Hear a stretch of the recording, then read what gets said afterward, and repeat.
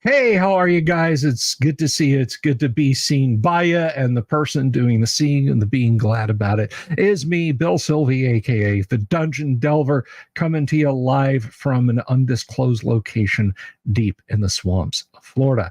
I hope you're having an absolutely wonderful Friday Eve. Happy Friday Eve. I hope you have your decorations up and you're in a celebratory mood, for tomorrow is the last day of our labors before a long weekend.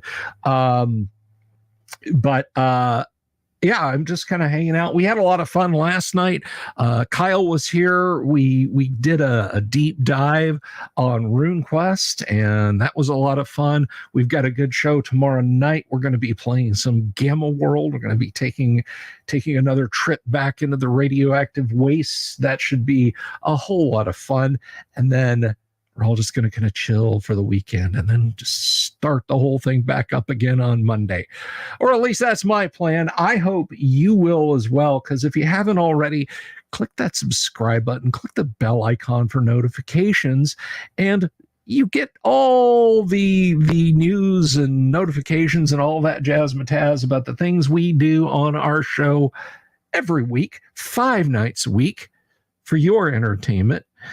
I hope you'll do that. I hope you'll join us, because we have a lot of fun, and we have got some fun lined up tonight. You know, one of the great things about this platform that I've been blessed with is that I get to meet so many creative folks. I get to meet people who, maybe without this crazy connectivity we have, I wouldn't have gotten the chance to meet him, but I am glad I did. And one of the creative folks that I have met is going to be joining us here tonight in just a few minutes. We're gonna welcome a guest on, and he's going to tell us all about his project, or projects, as the case may be. And it's going to be a lot of fun. But you know what? Instead of me telling you guys about how much fun it's going to be, why don't I bring our guest on and let him tell you? This is a fellow, I kind of bumped into him, I think, in the comments first, and over on Twitter, then over on the Discord. But regardless, everybody, please put your hands together for a Wiki Snapper, aka David McLees. David, how are you? Welcome to the show, my friend. Hello. I think you're overselling me, but I appreciate it nonetheless. Hey, man, better over than under. That's what I say. So welcome. Thanks for joining us tonight. I really appreciate it, brother. It's good to have you here. So you're not just a tabletop nerd like so many of us are. You've actually pulled yourself up by your bootstraps, and you've got some projects and so on. But how did you get started in the tabletop hobby? What was your first foray there? Okay, so I was in high school. I started driving to school, and this guy named Joe, he comes up out of nowhere. I don't remember him before this point, and he says, "You are going to drive me home, and we're going to play D&D." And my first thought in this was, yeah, sure, this sounds like a whole lot of fun. And then after school, I already forgot he said that, and he came up to me out of he caught up to me before I got to my car, and he was like, "Let's go." And then I was like, well, I guess I'm doing that now. And admittedly, at the time, I was a bit more of an introvert than I am now, so I probably needed that. And we're still friends, or I'm still friends with Joe, and we still play games from time to time when I can peel him away from work. Right on. So it wasn't a beaten up white van that he got you into. You know, no, he convinced me to take my own car to his place. And then his mom started running first edition D&D, Advanced Woohoo! Dungeons and Dragons type. I And so approve. that was my foray into the tabletop games. Was this giant of a person named Joe, who's So the most extroverted, amazing person, and yeah, he got me into it. you were dragged before the altar of AD&D and made an initiate. I like it. Your friend was like, "You're playing D&D now. Come with us." Yep. So did that snowball? Did you get into other games at that point? Honestly, I played first edition, and then I bought a bunch of the second edition books, and third edition was out, and I don't know, I wasn't interested in that. And then I didn't know there were other games than D&D, and so I wanted a game that had guns, and I started working on Project Sunflower like 17 or 18 years ago now, something like that. So yeah, that's kind of, I simply didn't know that they existed for a long time. And then I found out other games existed, and I dabble in other games. I love reading the books. I don't play them as much as I'd like, admittedly, because once you start making your own stuff, then all you play is your own stuff most of the time. And those are Dungeons of I had to pop that up. I just read that. It was hilarious.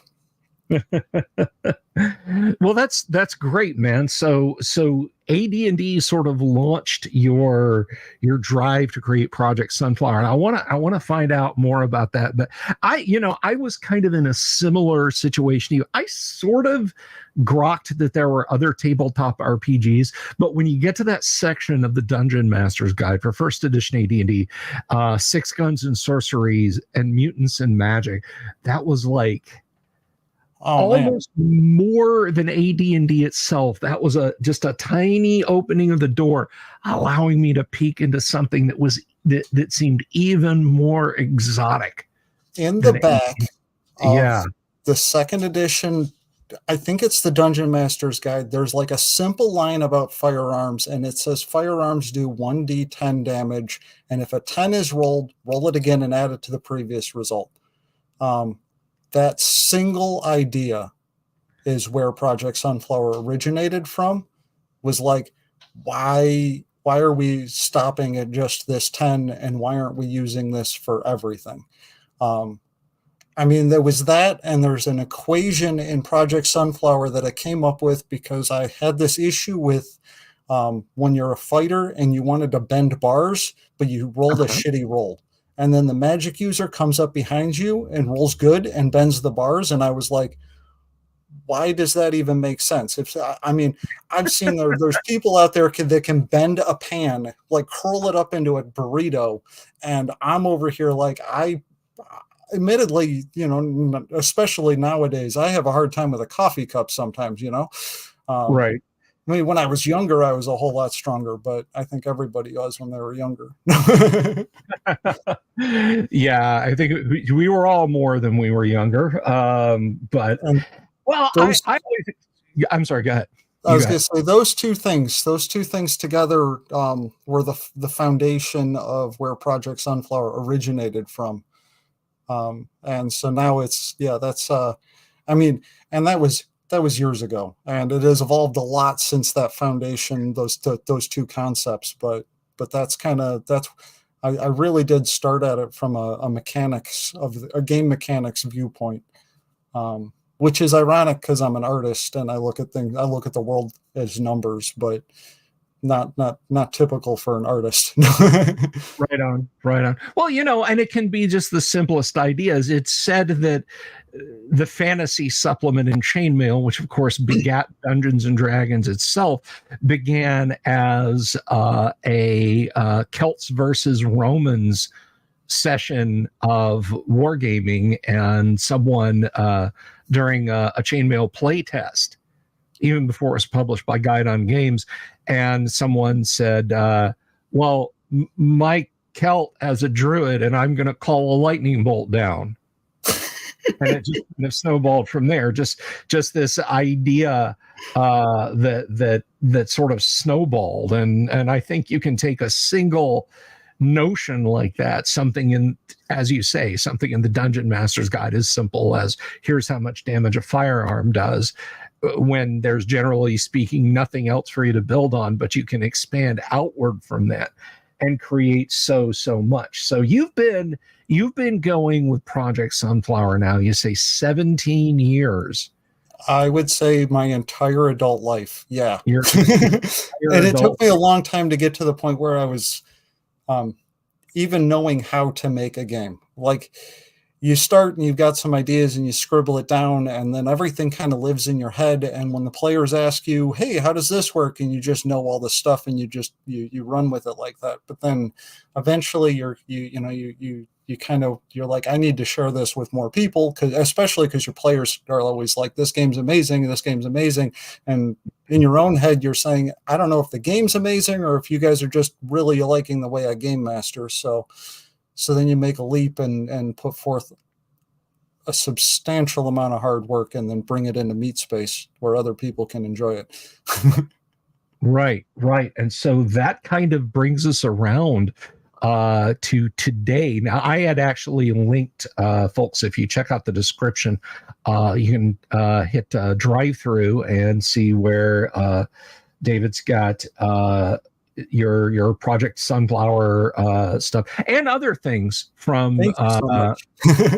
no, that's quite all right, and some other things from your is it Faulty Wire Publishing? Faulty Wire Games, yeah. Faulty Wire Games, linked there. But I guess let's just dive in the deep end then of Project Sunflower, because you and I think now this is where I kind of got to wear the giant clown head of shame, because David had approached me looking at my timeline here. January 7th was when David first reached out to me and said, hey, you got to check this out. Said, yeah, I'll get back to you in a couple of weeks. And that's life. That's life. I get it. That escalated quickly, as they say. So we find ourselves here. But so I think you and I were kind of bantering about Gamma World and the post-apocalypse. And do we like us some post-apocalypse? I'm a fan. I actually, most games that do apocalypses, I feel like they don't take into consideration that people want to rebuild. And so that's my issue with most apocalypses. But I do believe that society is the natural state of humanity. Otherwise, we wouldn't have been doing it for the last 12,000 years. Yeah, just so. And that's a thing that I think there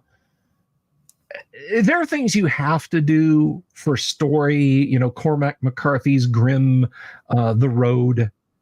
But it is strongly implied in The Road that there is nothing to build towards. There is no, well, when we get over this disaster. So I think we can give Cormac McCarthy plenty of slack on that. But when you take into consideration something like Fallout, it's always 200 years after, right?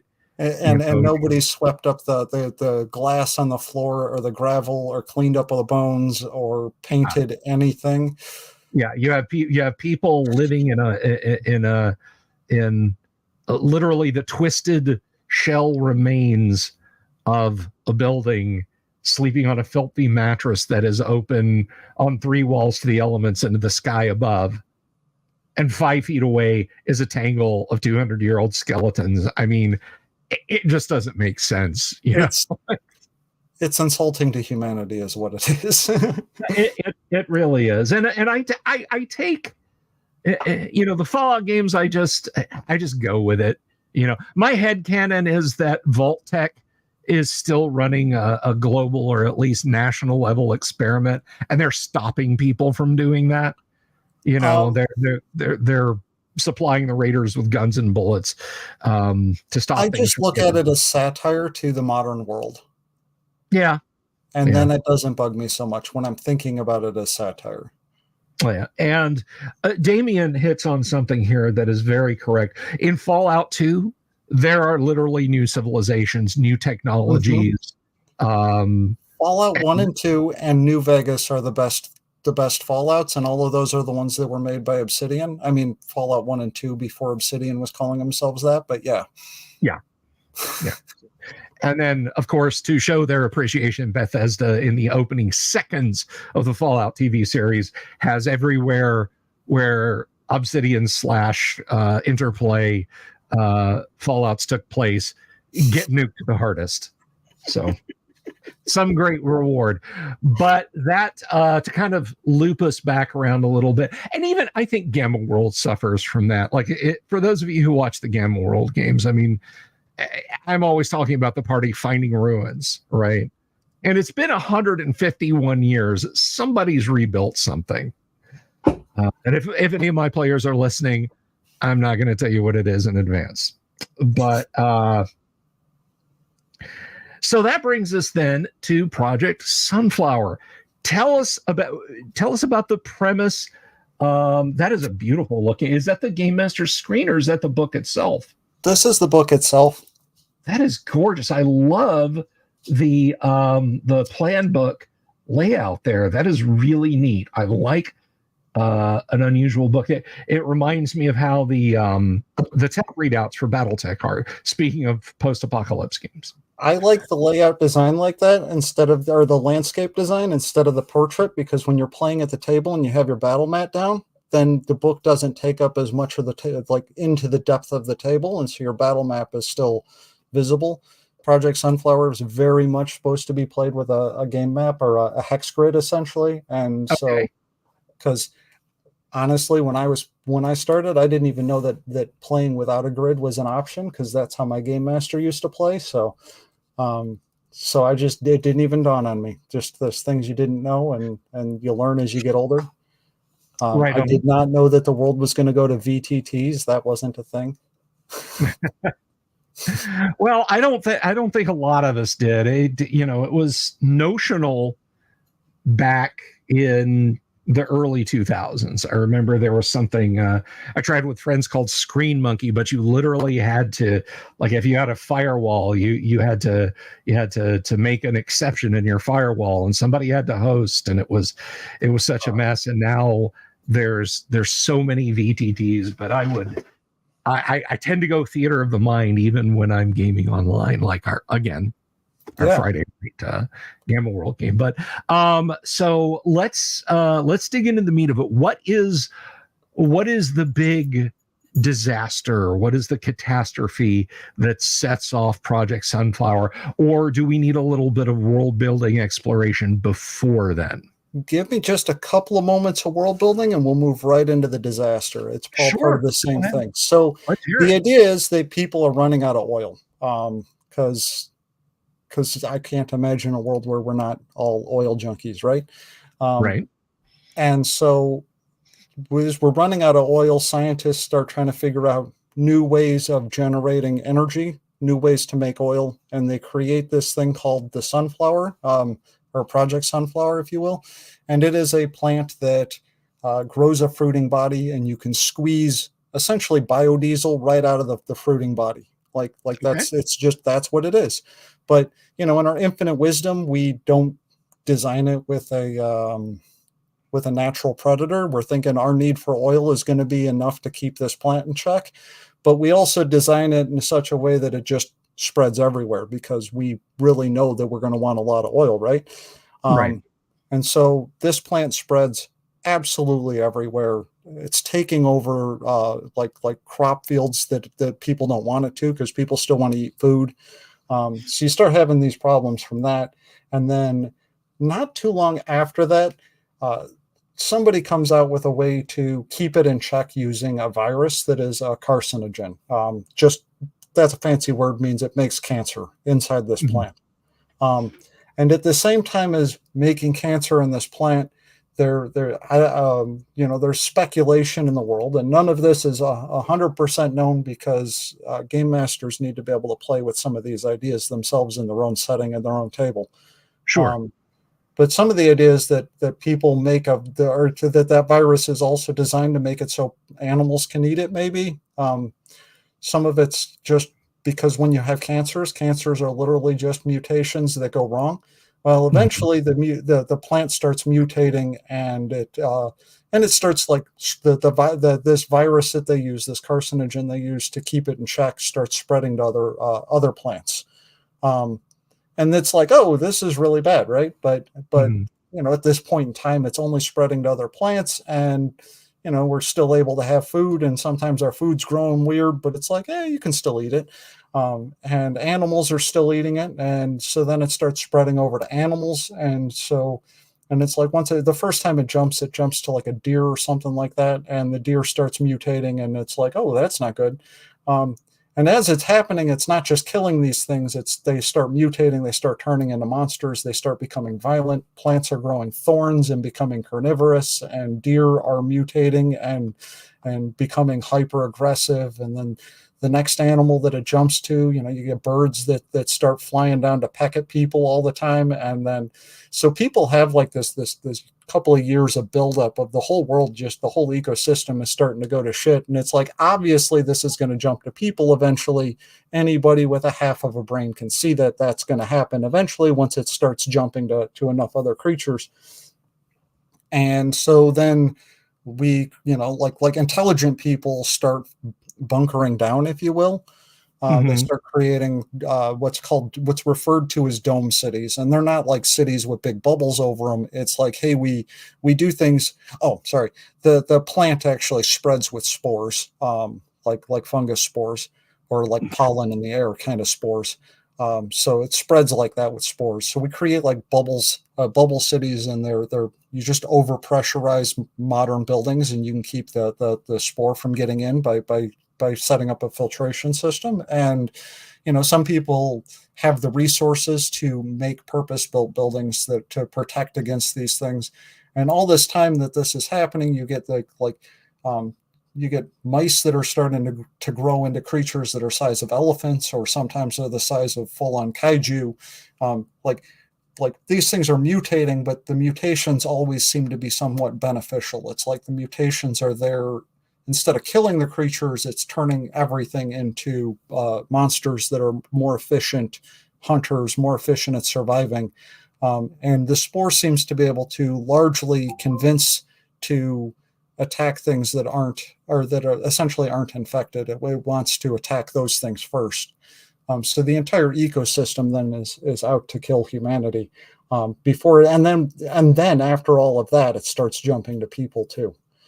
Um, and it takes out most of humanity, and that's kind of like when the players step into play. And so the players are generally playing people that are probably anywhere from like 20 years old to 35, 40 years old. However old you are, Ben, you decide, hey, I want to go out into the wilds and shoot this stuff, as a Mhm. mercenary. So none of the players are actually first generation of going through the start of this. It's just trying to survive in this world as a mercenary, where the whole world is trying to kill you. And I mean, I imagine most of the people, or most mercenaries, are pretty young doing that, because I can't imagine you'd think that that's a good idea once you've got a couple of years under your belt. But Right. to each their own. Not going to tell a player how to play their character. Of course. Of course. So you've got this world in ruin, and I find it's an interesting twist there that you've got. The catastrophe was not caused by too little fuel; it was caused by too much fuel. How are we going to survive all this free fuel? It's like, please stop making diesel. We have enough. No, really, please stop. Um, so that is terrifying and fascinating. Um, so in this world, gosh, I want to dive into the background of this world so much, but I also want to talk about mechanics, or as much as you do. But I have to know, are there still pieces of global factions left? I mean, there's got to be the Air Force bunker, the missile bunker full of, led by quasi religious crackpot Air Force general, and his loyal So, troops, or something like that. like, largely, America falls apart when the New York Dome cracks. That's Okay. the terms they use to say, hey, this dome has been overrun by the spore. And it's like, once people see that New York can't be saved, it's kind of like, well, what the fuck's the purpose of the rest of this country? And so at that point, it kind of cracks apart, and then you get a bunch of different nation states or city states, where there's a couple of domes that kind of, sometimes there's a couple of domes that bind together, sometimes there's one dome. A lot of the domes that survive are the ones that are near military bases, Mm-hmm. for obvious reasons, because sometimes you got to use the big guns, especially when your entire way of fighting something is to just shoot at it until it turns away. Now, when it comes to like New York cracked, but it's also the only reclaimed dome, because Verdigris, which is a one of the nations that forms in kind of the Nebraska area, has Mm-hmm. access to all of the artillery and everything from I want to say it's Fort Sill in Oklahoma. And so then they kind of move they go to New York, and they kind of reclaim New York, mostly as a political statement, actually, more so than even caring about the people in New York to get there. They just Mm-hmm. really, it's a political statement saying, look at our military might, and if you cross us, we're going to do this to you too. Um, Right. like it's not altruistic. It's very much so. There's no nobody's doing anything out of the goodness of their heart in this world, except for maybe some of the players. But even then, the game has a system for, instead of like alignment like you normally get in tabletop games, it's got a system for ethics and loyalty, and they're just two percentile numbers. And it's like, you can have a really low ethical character, somebody who's totally okay with not just shooting first, but really taking it slow and working their way up the body until somebody's done. Mm-hmm. But at the same time, they can have a really high loyalty, so then they can play well with the rest of their party, which kind of gets rid of that, hey, I'm chaotic evil, so I'm an asshole at the table. Right. It's what Which my character would do. Of course, I It's locked what you my all in a character room would and do. broke And I'm out. like, that's absolutely cool. You can play like a morally bankrupt person, but you still need to have friends in this world. Even somebody you're not loyal to, like, you can have a low loyalty and understand that the guy next to you is probably the only reason you're getting through this mission alive. So, are you willing to shoot next to them to make sure that they live? Maybe, maybe not. It might be a situation where when you're running, you turn and shoot them in the leg, but you want to keep them alive long enough to shoot them in the leg, so that way they're the one getting eaten by the monster. Right. I don't have to outrun the bad guys. I just have to outrun the other members of my party. I think I have the that quote about bears in the book somewhere. I can believe it. Well, in talking about the percentile scores and so on, that kind of dovetails nicely. Does your game have a core mechanic to it that you would call, like, the 2d6 system, the d20, the percentile, or I'm do we kind of need to take it piece by piece? At the moment, I'm referring to it as the Project Sunflower system. So Okay. it's Simple enough. percentile rolls for simple checks. And it has a system that I refer to as the bracket system for determining whether or not you make a percentile roll. For example, let's say you're fighting a viper and the viper bites you. It might give you a couple of dice roll to see, like it might do 2 poison to you or whatever. And this is just a Mhm. number you would really quick jot down. Maybe it does 7. Well, 7 is under your constitution bracket. You're not even feeling the poison yet. Now, the next turn, let's say it does another 15 to you. Well, now you're at 22. Well, 22 might be inside your bracket. Now you might have to roll under your constitution to not get sick. Now, if it gets up to the point where it's doing, say, 60 poison to you, and that's way over your top bracket, there's no chance in hell that you're not going to get sick from this thing. You're down from the poison. So Fascinating. you kind of have a top bracket, and anything above the top bracket is something you can't do. I will never be able to lift up a Humvee. That strength check is way over my top bracket. Right. Then you have a bottom bracket, and anything under that is something you don't need to roll to do, like lifting up this coffee cup. Super easy. There's no reason I need to make a roll for it. I mean, Right. I might fumble it and drop it every once in a while, but it's not a roll situation. And then there's things in the middle, and any target number that lands in the middle, that's what you can roll on. So if it's bend bars and lift mugs, exactly like there you go, bend bars, lift mugs. Yep. So speaking as someone who has been party to such an event, you talk about moving the Humvee, not moving a Humvee, but if a group, say, you know, there's a car, it's been sitting, it's blocking the only entrance to a building, it's been sitting there for 20 years, all 4 flat tires. Obviously, one person isn't going to move even, you know, like a Trabant or something like that.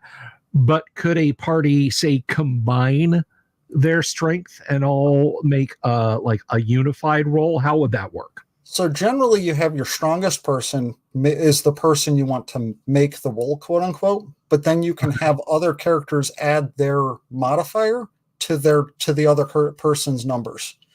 And I don't have that changing the way the brackets work. If they're adding that, like, let's say I have probably a strength modifier of 6 in real life, I'm not adding a whole lot to that percentile roll, but 6% isn't bad. So that would add to all 3 of this. My 6 would just essentially add to all 3 of the scores of the other person. And then if you've got like 7 or 8 people, now all of a sudden your brackets start going up, and you can even, you know, arguably it's like, let's say the target number is 40 and your bottom bracket is 35. Well, my 6 adding to that would just push it up to that 41, and we wouldn't have to roll to do it together. All right. So in this case, you've got 10 people. The car is, I don't know, you know, just a modern car. I mean, 10 people working together are going to be able to shift that thing at least a few meters. And you as a game master at that point would just say, okay, you guys get under it, you know, pry bars, you move it. If you've got all the players are working towards it, you definitely don't need to have a roll for it at a certain point. It's like everybody's working to make this happen. You know, if you've got 2 people working on it, maybe there's still a roll. When you've got, you know, the entire table's working at something, there is a point where it's like, okay, let's just make this happen. Everybody's working together. Let's keep playing. Makes perfect sense. And that goes on a little bit. I want to talk to you about how combat works. You know, when you brought up artillery and that sort of thing. And by the way, having a flyover state, rescue New York, mwah, chef's kiss, love that. But let's talk a little bit about the combat system. I mean, I think we're all kind of used to the idea of armor target number, roll under it or roll over it, and then roll a set amount of dice. Tell us a little bit about that mechanic. Nobody can dodge a bullet. Straight up, you aren't rolling against somebody else's ability to get out of the way. When you are rolling against your own skill. That sounds alien right off, but it speeds up gameplay so much to not have to interact with the game master to know, hey, this thing's got an armor class or whatever, or I rolled and I succeeded by this much. Can you do the math for me? It's none of that. Now, that said, your hit chances go over 100%, but distance lowers your chance to hit. So let's say you're shooting, you have normally 120% chance to hit with your percentile dice. Mm-hmm. If that thing's far enough away, there's still a point where you're not going to hit it. Because with a pistol, each hex is -5 to your hit chance. If you're using a rifle, you can get to the point where each hex is -1. It starts at a -5 when you first start out because you really don't know what you're doing, and then as you get better, your hit chance increases. So that's kind of the hit mechanic. You just roll percentiles. If you roll under your target number, you know your hit chance essentially with the distance calculated in. If you roll under that, you hit. Every weapon has a jam chance, so it's like this weapon jams on a 99 or a 98 or a 99. You know, it's got a 2% jam chance. Those are unrealistically high for modern weapons, but it's the right numbers for playing at the table, because if you never jam, that's not fun either. There should be some interplay with jamming. in there. Now, every weapon in the game has exploding damage. Every time you're rolling a D10 by itself in Project Sunflower, the dice explodes. Every time. But some of the weapons explode on, say, just a 10. Some of the dice explode on a 9 and 10. Some of the dice explode all the way down to a 6, 7, 8, 9, or 10. Guns fucking kill people. I didn't shy away from that. This is an apocalypse game. Your character has 100 hit points that you start with, and that number can only go down. You don't have magic in Project Sunflower, so you're not just getting healed by some cleric off in the weeds. You heal slowly over time. You do have wounds, and if you don't cover up your wounds, you're going to get infected, and then you're going to become a monster that's going to eat the rest of your party. Because one of my biggest problems with zombie games in every system I've ever seen is that players don't turn into zombies. Like, you play Resident Evil, it's a video game, I know. You get bit by the zombie, well, you should only have 24 hours like everybody else. Right. Make the most of your time, because you're gonna be left with a zip gun chained to a tree. We'll see you around, John. Exactly. And this one, every time you take or essentially you get a little buffer, and that is how many, there's a little buffer of wounds that you get, and then after that buffer, you'd have to make con checks or you're going to get infected. Now, mind you, you don't even get that buffer if you're in a highly infectious area, and not in the same way anyways, like, because you're very likely to get infected if you're standing next to a spore sponge that's just shitting out spores into the air. Especially if you have open wounds, it just gets worse and worse. One thing to note, if you lose an arm or a leg, well, then you're no longer 100% of your maximum hit points, and so then you're more likely to, or you essentially, your maximum hit points can go down. They don't go up, but they do go down. It's kind of a gritty world. Well, yeah, it definitely sounds like, but in a good way. Now, I'm going to ask you the onerous question here, though. And you should brace yourself. Unarmed combat, fisticuffs. How do we do? So I'm gonna state out right at the beginning, you never want to do unarmed combat with a spore monster. There is melee in the game, and the melee is just a roll under. Your numbers are lower for melee. I've got a huge statistical models that I made to make sure that the numbers all hit right where I wanted them. So that way, as you play through, you don't get to that point like everything past 6th level sucks. This game does not have that problem, in my opinion. Now, as you get up into that D and E rank, you're gonna be squishy, because if you're fighting a monster that can throw a tank, it's gonna throw you, and you're not gonna like that. No. But it's realistic in that way too, and so there is melee in the game. Generally, you need to be adjacent to your enemy to melee. That's a big difference in melee. Generally, if you're holding a rifle and you're right next to something, you have a lower hit chance because nothing wants to stare down the barrel of a rifle. It doesn't have to be a very smart creature to know that's the hurty end. Right. This is the loud end. So to move a little bit back more towards the, I guess you would say, the flavor of the game, although this does go a bit into mechanics. In apocalypse settings, scarcity, of course, is always a thing, right? I mean, it's just not scary if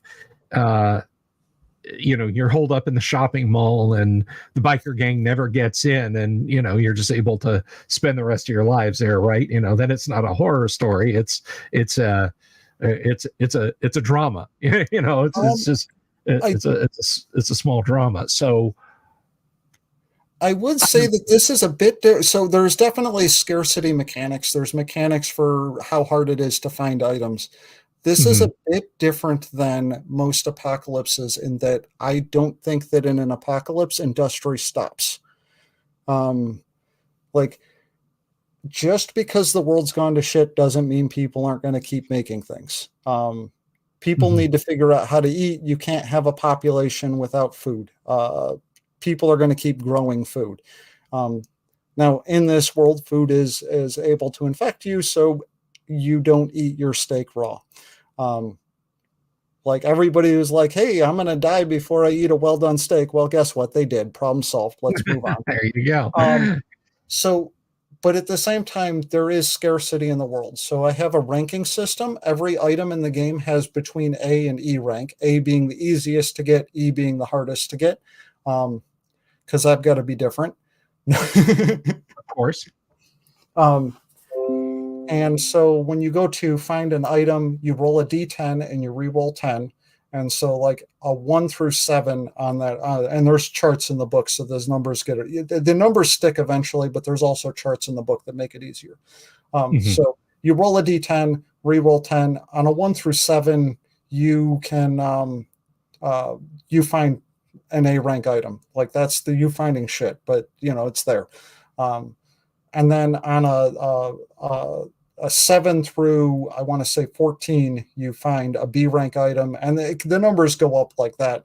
But you're only rolling 1d10. So you kind of have a low chance of finding those C, D, and E rank items, unless you have a barter and streetwise skill, at which point you can add your points to your barter and streetwise right into your that D10 roll, and that helps you find things because people.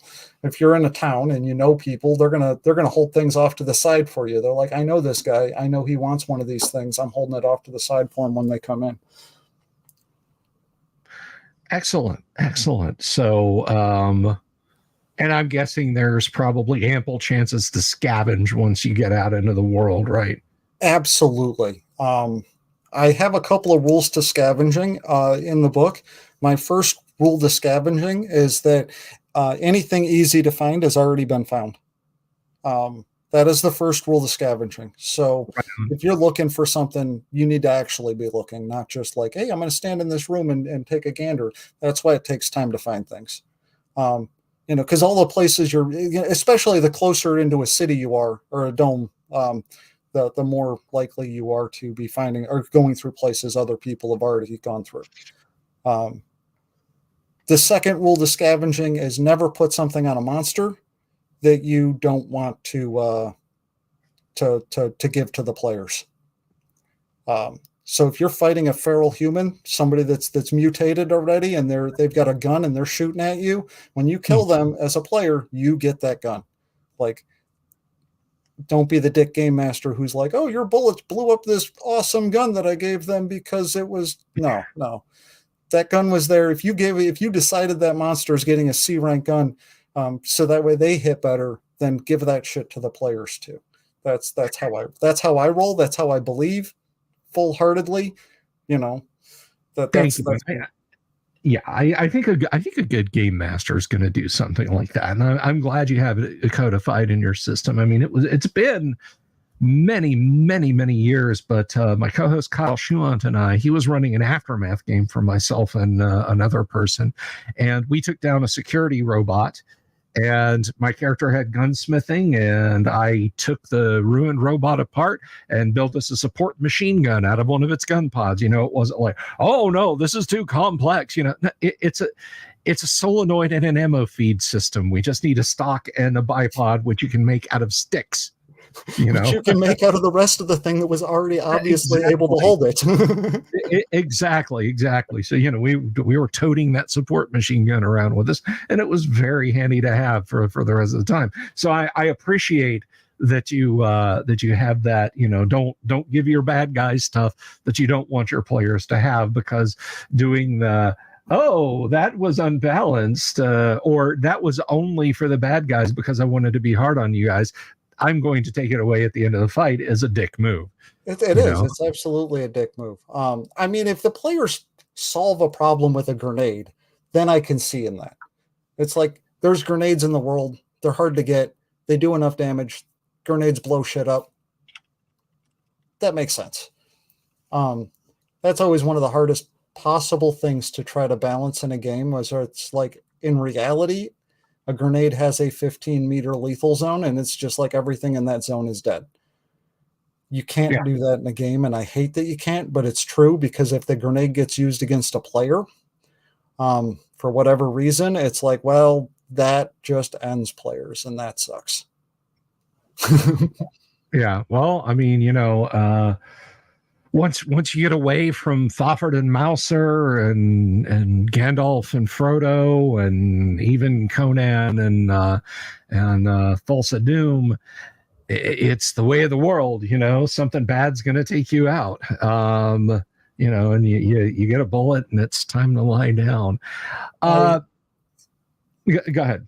I do think that I think a good tabletop game is theatrical, not necessarily realistic.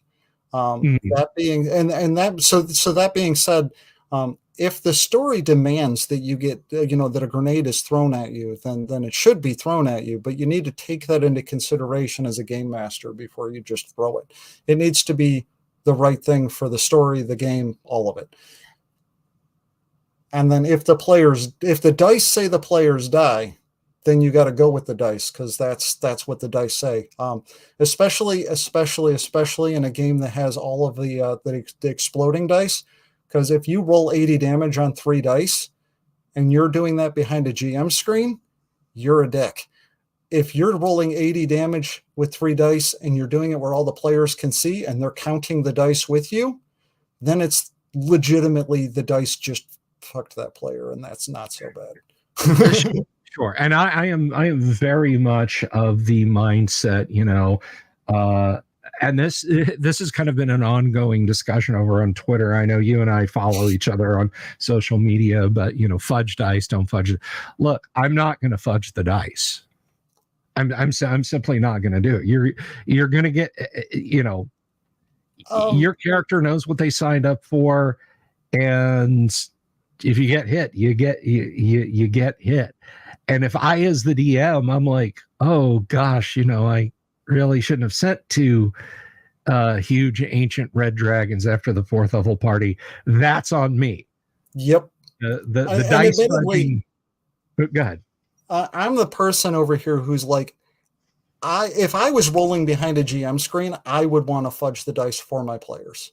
I know that about myself, and that's why I don't use a GM screen, because I think I'm a better game master when I'm throwing the dice where the players can see it. I make a brutal system because I know me as a person would be like all sunshine and rainbows when I'm running the game if I don't have those kinds of those structures to make sure that the game is serious. Yeah.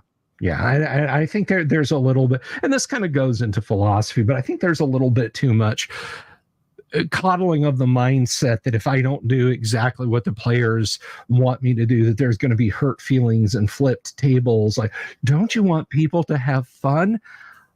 I talked to Gary about adversarial games mastering, and he said that it is more satisfying to watch your players beat you when to overcome a scenario when you have played them as tough as you can, when you have thrown everything at them and they still overcome. That is a good feeling as a game master. Would you rather beat someone who is taking a mulligan and not taking the advantage in a game of chess or poker, or would you rather beat someone knowing that they were throwing everything they could at you? There is definitely something to that. Like I said, I roll my dice out in the open. You can ask any one of my players. They've now I do have the game. I would say that strategy is probably the most important thing as a player to not die. If you're not being smart, the game will punish you for it. But if you are being smart, the game will reward you for it. And and it's funny to say the game will. I've gone through a lot of effort to get the math right, so that way I don't have to do those things as the game master, to make it so I don't have to work that hard as the game master.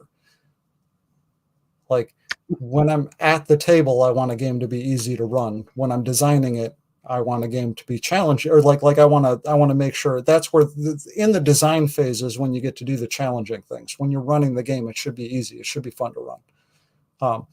It should be an opportunity for you to express your creativity when you've got a person getting mutated, and you can see, like, you get to spend a moment to describe how you want your mutations to look, but the game's got the systems and the numbers inside of the book to tell you how to go through that.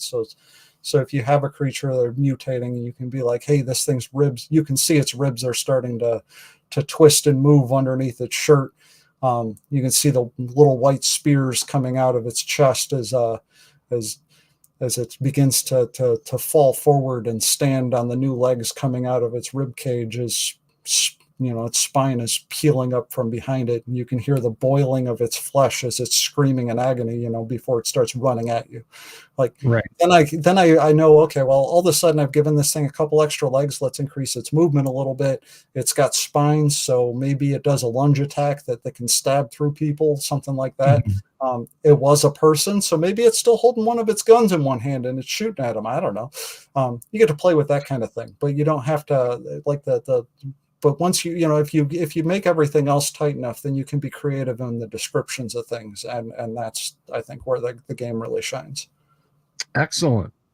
So, quick question, because this actually came up in the comments earlier. So you've been developing this for decades now. You've been working on this, and now you've got it published, guys. Again, the link is down in the description below.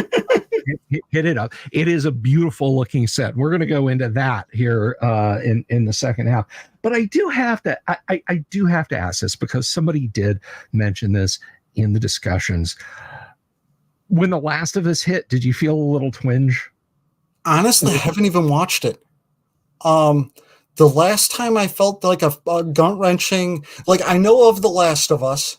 I haven't watched it, so I really didn't care. But the last time I felt like that kind of gut-wrenching, oh man, somebody did this fantastic, it was actually in Fallout. Fallout New Vegas. They have a vault that has spore things in it, and I was so gut-wrenched when I first seen that. I was like, oh man, this was.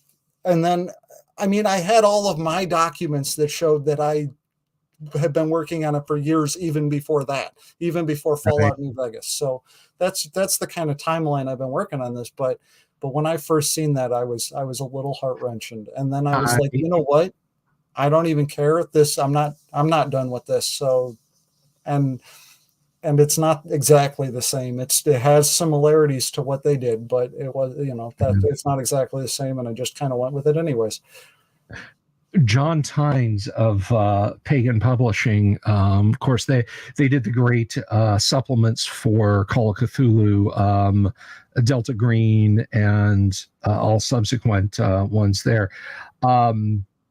But Delta Green, if you took a look at it when it first dropped in, I think, 94, which was just 10 years ago, folks. 1994 was just 10 years ago. Shut up. I don't want to hear any other words or notions. It's all lies.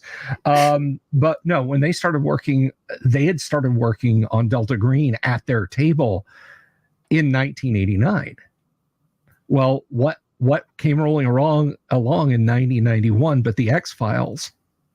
So when they get Delta Green out in 1994, everybody's like, oh yeah, the X-Files, you guys are doing an X-Files thing. And they were like, no. And I've had a lot of people tell me I should watch The Last of Us because it reminds them of Project Sunflower. And I feel like two things. If I spent the time to watch all of these shows, I wouldn't be able to make games. There's not enough time in the day for both things. The second thing is, if this drums up enough something where people are looking for a game that's like that, and the tabletop game that's like that. I know there's a video game. I haven't played that either. But if somebody's looking for a tabletop game that's like that and it drives them to Project Sunflower, then fuck yeah, I'm all for it. And that is the right attitude to take, I think. I'm going to say this about The Last of Us, the video game The Last of Us. The best part of it, in my opinion, is there is a location you can explore. It's kind of a quasi open world video game. It's not, it's got stages and sections you go through, but within those sections, there's a bit of open. One of the abandoned houses you find, like there's an attic room, and there's a gaming table, there's dice, there's books. Of course, they can't put Dungeons and Dragons on the books, but just by kind of pattern and so forth. And that's about it. That's about all I have to say about The Last of Us. But your game and setting sounds just great. So that then gets us into something, because you had mentioned this when we had started running up, and oh no, I lost battery power. Oh well. I'm still live. I'm still here. When that sign didn't go off, we didn't go away. But the artwork, I have seen just a tantalizing bit of the artwork. And do you have anything that you can do on the screen share artwork wise? This is how well I've done my homework. Don't know that I know how to do the screen share, but I will send you some of the artwork. Just okay. Can I send it over Discord? Does that work for you? Drop it to me on Discord, and I'll share it to the gang here, because that is definitely something that. Now, admittedly, most of the artwork looks better in the book than the stuff that I have. And the reason for that is I did a lot of the artwork in the file of the book, because when you do your own artwork, you get to do that. All right, let me do this. Let me bring, there's just a super JPEG of the stuff here, your GM screen, your A core book. So I'm gonna share this screen real quick with you guys, and you can see this, and you can talk to us a bit about your art. There we go. I'm going to zoom in on some places. Characters have quick access to any item in their tactical gear. It recovers items from your it does not take an action to recover items from your gear. And you had mentioned your art earlier on. That is the art that you do. Is this all you, or do you have an art team? I did all the art for it. It took me I want to say a bit over a year to do the artwork for the book. I was doing artwork like the entire time that I gave it out to a couple of people for play testing, and while the play testing was happening, I was doing artwork the entire time, and then occasionally implementing things that people suggested to me. I cannot wait to add this one. There we go, guys. That one's one of my favorite ones. It's pretty big. That's my actual car, because if I'm going to do artwork for a game, I get to put my car in it. Of course. And we have Fido here, someone's unlucky companion, with a face full of tentacles. That was going to be the cover art for the book originally, but I needed a spot for the chase work, and decided that I wanted to put that in as the artwork in the chase section. And then I did this piece I just linked you as the cover art. Okay. Because it was like, it's Project Sunflower, and I don't think I drew a single sunflower in the entire book until then, or maybe, oh no, I had a couple of graffiti drawn sunflowers, but not anything like a real sunflower. And I was like, that's just silly. Well, this is absolutely gorgeous, and I'm going to ask this if nobody else is. Let's check out this poor guy here, and of course you got to have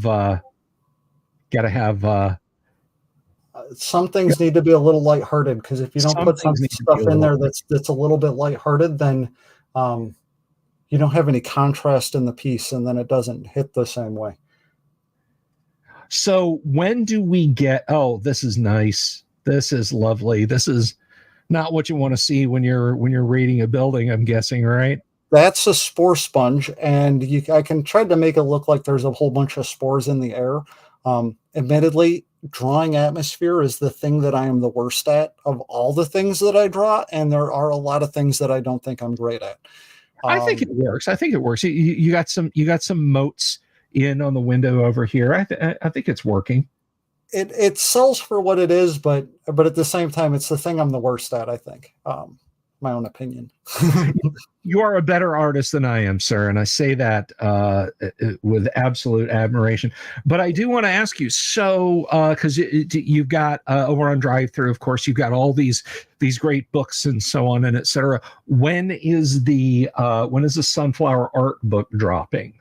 Until those words came out of your mouth just now, I didn't even think about a Sunflower art book. Well. Okay, now that you've heard them, when is the Sunflower art book dropping? I don't know. That actually, so it sounds funny to say that sounds like a lot of work when I've already got all the art done. At the same time, it also still sounds like a lot of work.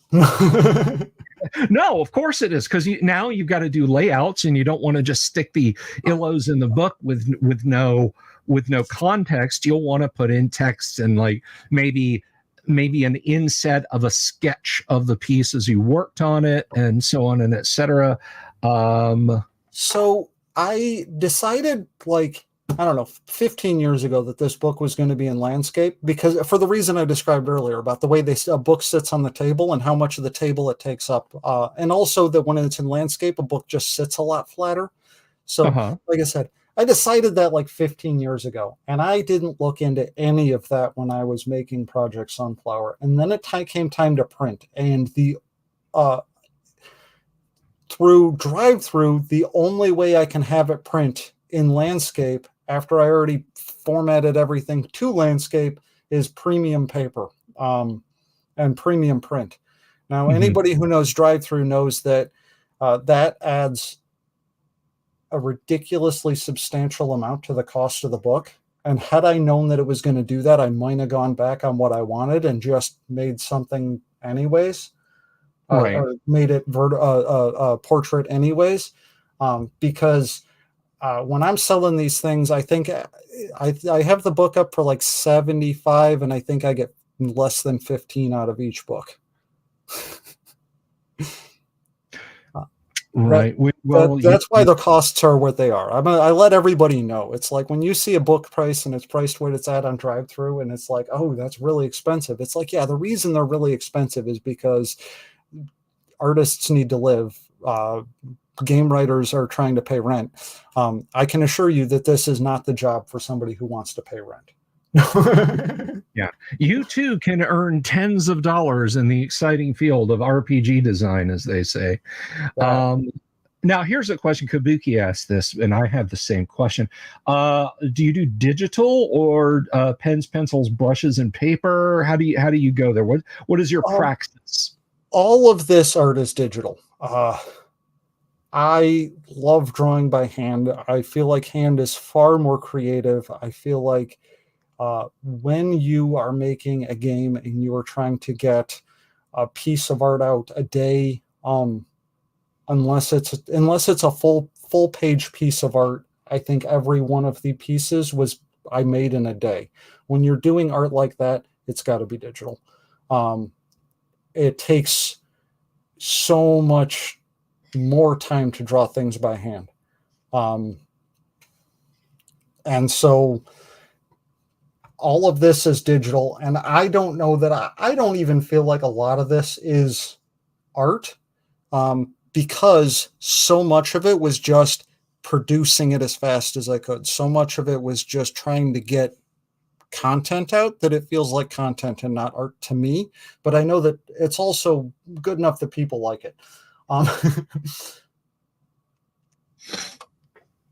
Well, that is here, I'll link one that I did feel like was art just because I love the way it all came together, and I had such a fun time drawing that one. That one I felt like was art. Let's see it. And I agree with Kabuki. Do not sell yourself short. This is amazing stuff. And it's not about selling myself short. It's just about the process wasn't fun for me after a while. And when I was younger, I got into art because it was fun. It was something I enjoyed doing. But when you're doing it for a production, you don't get that freedom. Yeah. Even when it's your own production. That's the crazy part. Like you when you're working for somebody else, you expect it to be a little different. But yeah. And that was my next question. I was going to be kind of flip and comment, well, hey, when you're doing your own art for your own RPG, hey, who cares how it looks, as long as it makes you happy. But I can see where that could be the exact opposite could be true, because I mean, we are our own worst critics. You only get to produce something for the first time once. You only get to release a product for the first time once. I'm only ever going to be able to make one of these. I mean, unless it goes absolutely gangbusters and there's a call for a second edition. And I assure you that if I do a second edition of this game, it is going to be things like, hey, that spelling error that I found only after it had existed in MeatSpace for 3 weeks. That's the kind of thing I'm fixing with with a second edition. I feel like, this book has it's gone through more iterations than any copy of Dungeons and Dragons ever has. It's had 17 years of time to boil and to make it exactly what I want. It is there. I don't want to change other things in there. I mean, there are things that I would have done differently if it was a computer game, or if I knew that everybody in the entire universe could do percentiles, like reducing the amount of damage somebody took by a percentage amount instead of just knocking this much damage off of an attack through mitigation. That's something I would have done different if everybody thought like computers. Nobody thinks like that, so we can't do that in MeatSpace. Right. And I agree with Michael's sentiment. It is art, because despite the speed you work at, the talent and skill shines through. And I'm just gonna agree with that wholeheartedly. Well, I appreciate it. I'm me, and I know how I feel about things. There's pieces like this one, which, if you look at the side of my house, it's like an exact reference to the side of my house that I then made look apocalyptic.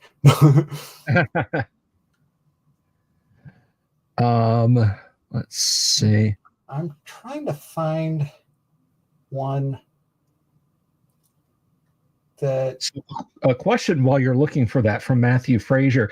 Would we see eventual expansions, like, hey, here's a faction book for this group, or here's a new class? I have ideas. So I have ideas. There's admittedly, I want to make a Daisy report eventually, Deadly Animal Index Sporeland Yearly. It won't actually be yearly because I know my workflow, and there's not enough me to make a yearly expansion. But the idea there would be that it's essentially just a monster manual. That's called the Daisy report, because then it fits with Project Sunflower, and I think that's hilarious. Right on. I have a couple of weapons that didn't make it into this book, largely because I didn't figure out how to get them to work until well after I had the layout done. And it was like, am I going to add this in now, after I've been working on this game for this long? Or am I just going to make the actual game happen? Because you always want to add more. And at a certain point, it's like, if you don't cut that off, then you'll never get it done. And so I have an idea for how to make light machine guns work and submachine guns, and neither one of those made it into this book. But it wasn't until more recently that I learned how to get I learned how to make Excel sheets that could get me the numbers to make sure that the numbers were balanced for those. Because at a certain point, it's like, okay, I can do play testing, and I do a lot of play testing at the table, but a play testing session can't give you hundreds of thousands of iterations of numbers to know that your averages are right, to know that your mitigations are actually right, and it's not just flukes of the dice. Mhm. And so at a certain point, you have to use number or statistical models if you're actually going to balance your game. I know a lot of game designers are just like, this is what it feels right in my gut. And I'm like, and it shows. Yeah. I'm throwing slinging shade, and I don't mean to, but actually, No, I totally meant to think right there. I think you're absolutely right. I'm just going to cycle through these if that's okay with you, David. Just Yeah, kind of absolutely. I was but looking for one, and then I started responding, and I am only capable of doing one thing at a time, as much as I try to convince myself otherwise. That's absolutely fine. But one of the things that, like, when I was a kid and I first cracked the Dungeon Master's Guide, and there's that like page 1, paragraph 1, Gary's talking about, okay, here's how to read a bell curve, and here's how to understand probability and dice and that sort of thing. And I was like, well, I want to get to the sword swinging stuff, which is fine, but understanding, why things work the way things work versus, yeah, that just feels fine. That just feels fine tends to break down after a while, and it's not just in edge cases. So I definitely think you did the right thing by tightening things up, by making sure things were fairly watertight, and it definitely shows. I'm cheating by coming straight back to that one because I love that piece of art. That is amazing. Thank you so much. Like I said, that is literally my car. I don't know if you've seen my my Twitter handle, but if you click on the picture, it's that car. Oh yeah, that's right. My studio PC. I'm very. I have a web browser connection. That's about it. But and I'm not logged into my Twitter account or Facebook or anything over here, to my detriment for shows. But yes, I can confirm that is what that is David's car as it appears on Twitter. Have you had a publishing company approach you? No, I actually approached a shit ton of different publishing companies before I put it out. I was trying to get somebody else to publish this. I honestly wanted it to be in a store, stitch bound, so on and so forth. And I couldn't get anybody to bite. I think I asked like 36 different companies, up to and including like bigger companies like Pazio and smaller companies, and yeah. Wow, that is. I asked for two things with the publishing. The first thing was that they had somebody go through and edit it. The second thing was that they handle all of the getting the book itself made part, and doing like the paying for the book and however that works. If any of them would have even talked to me about it, like even like said, what are your terms, I might have at the time considered just giving them the game to have it happen. That's the asinine part. I just wanted it in meat space. I wanted this to be tangible, and then right. Here we go. That is you know what? I can bring you back. I can remove that focus. My hands like that. There we go. That's one of my friends. She's on the cover on the back cover. Nice. And then let's see. I think that's Wispy Cloud in the chat. I don't know if she's I'm calling her out. I did see Wispy Cloud lurking in the chat earlier there. I did see that. And this is one of my other friends. He sent me a picture, and I was looking for a picture, and he sent me his face, and then I made it hilarious because I think I'm hilarious. I did not run that past him before it was in the book. Well, hey, there you go. Friend, you got, and Wispy Cloud, you guys are immortalized in print.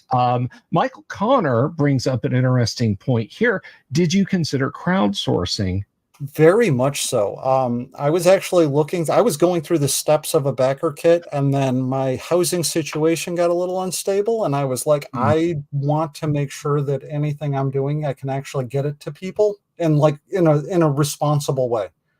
Sure, I sure. didn't want to be like, I don't want to do a crowdsource thing and then have something happen to me and not be able to uh, pull through with it. And so because of that, I went with the drive through instead.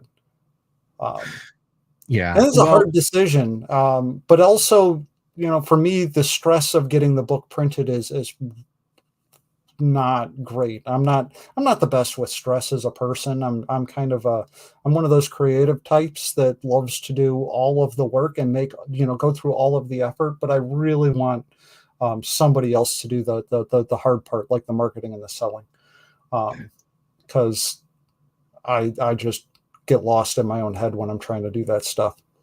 no, dude, I completely understand where you're coming from with that. That is entirely relatable for a lot of people. And if I may say, I think you probably did the most responsible thing because, and I've talked to, Matt Finch about this before and a little bit to Heidi Gygax and Eric Garland. And I think there's a lot of people that get stars in their eyes and they see that sudden flush of cash come in from a crowdfunding thing and they think I'm living on easy street now, man, and then they Um, completely fall down on the delivering part.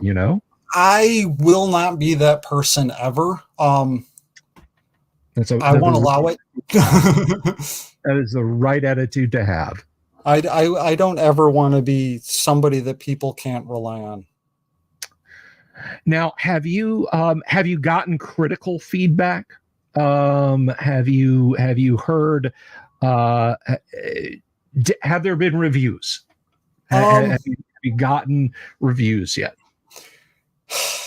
I'm working on it. This is at least at the moment, this is the closest to a review that I've gotten. And it's not really a review.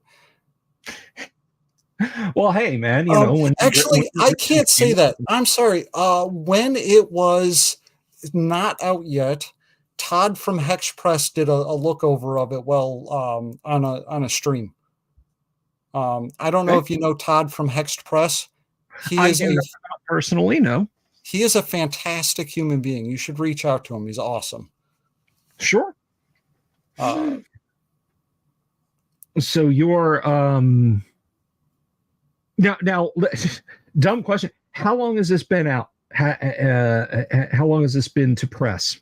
the PDF I released in December. The physical books in late February. Wow, so this is quite new. Yeah, it's for See, tabletop games. It's a baby in that way.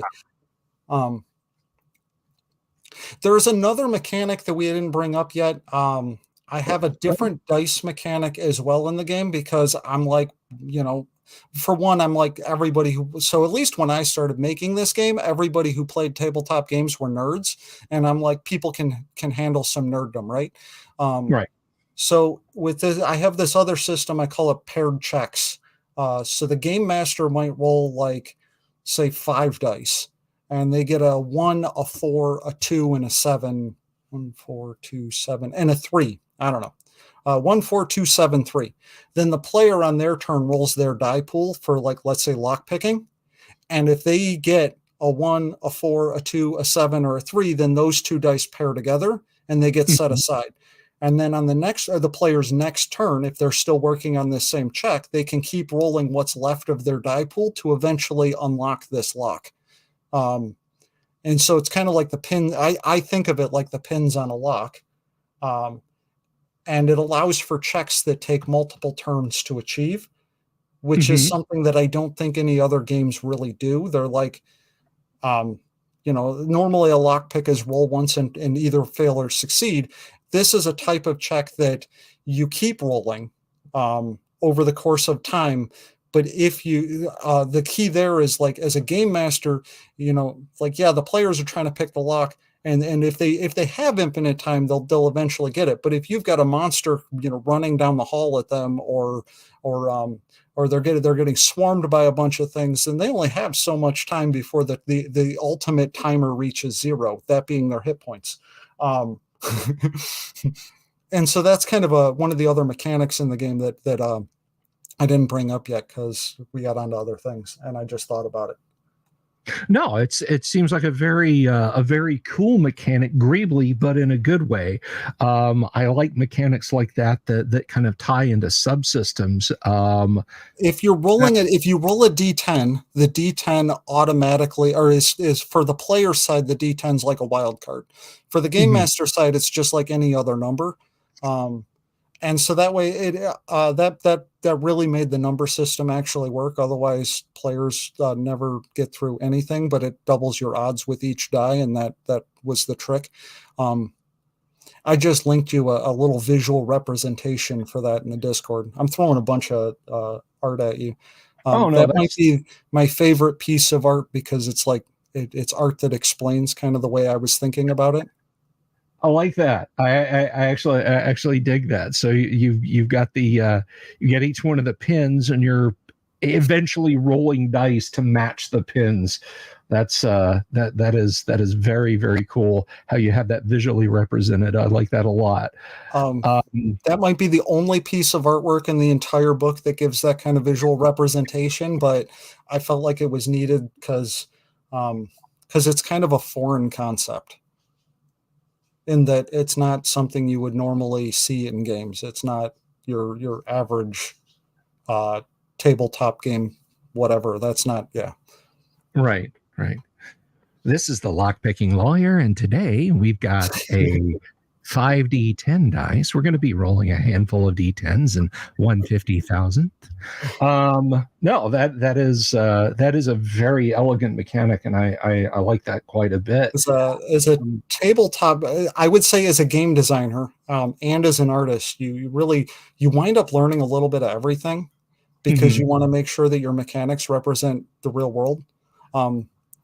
Admittedly, I use the paired checks in more than just lockpicking. It's just lockpicking is the absolute best way to describe it. So I'm like, anytime I can get away with using a mechanic more than once, I'm going to, because then you don't have to learn a new mechanic. But at the same time, I'm also not going to limit myself to a mechanic, especially if I've got something that's an absolute gem.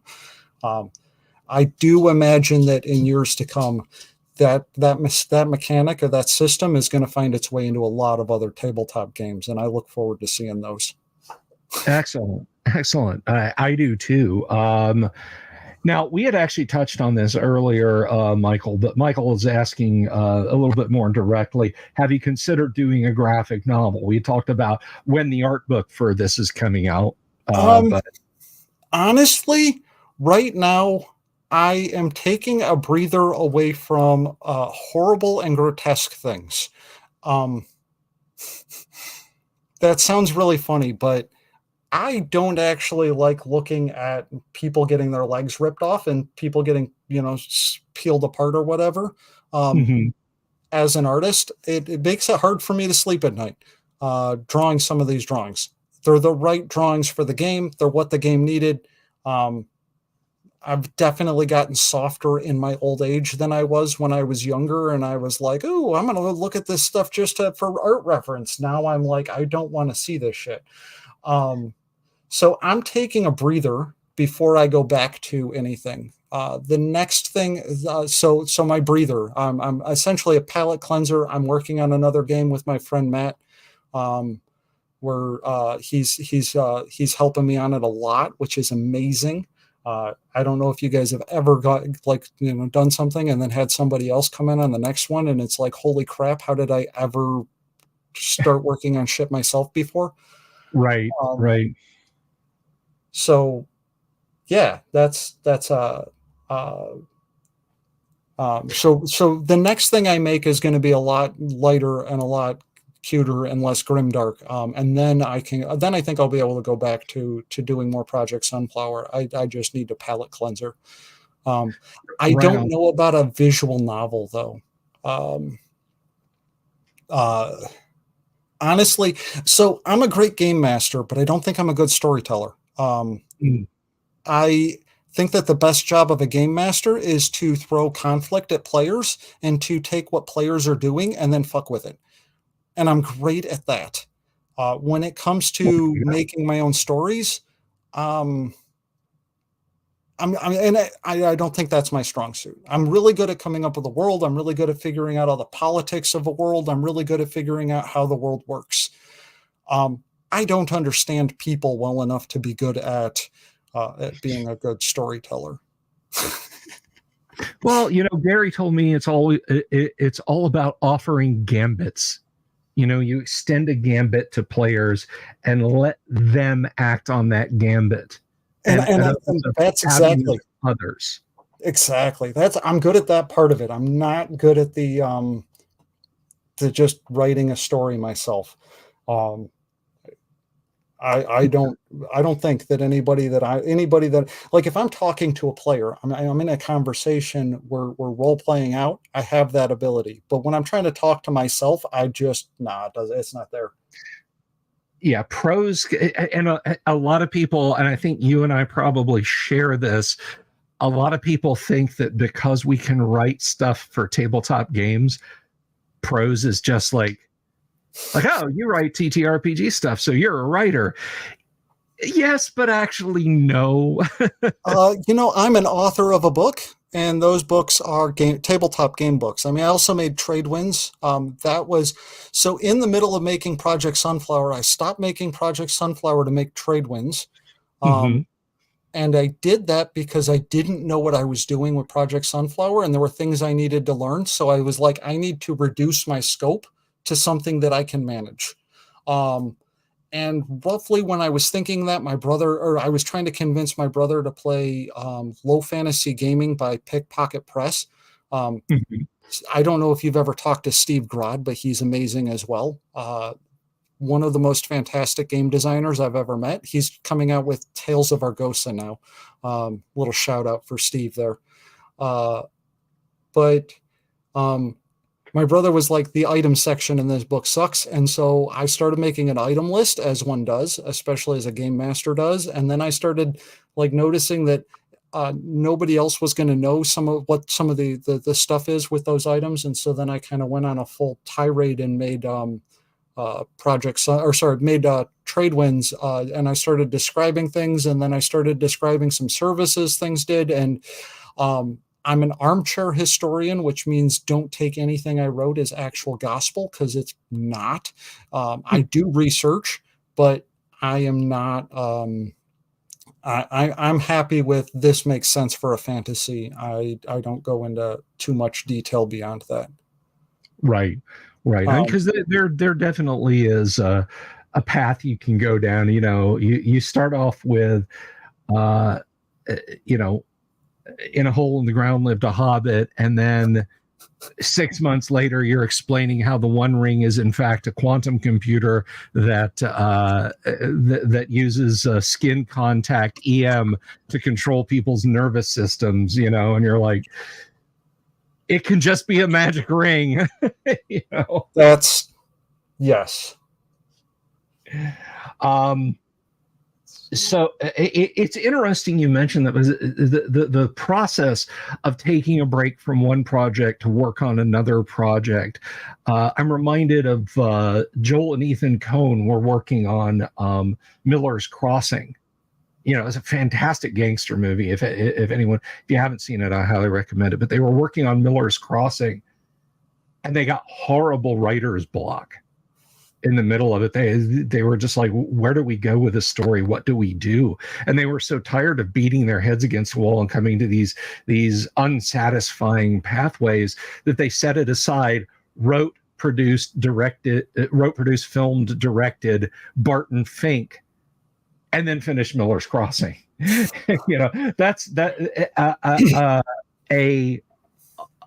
and you want to talk about movies that are thematically completely different, so taking time out, I think, to do a fantasy game as a palate cleanser was probably a brilliant move that greatly helped Project Sunflower.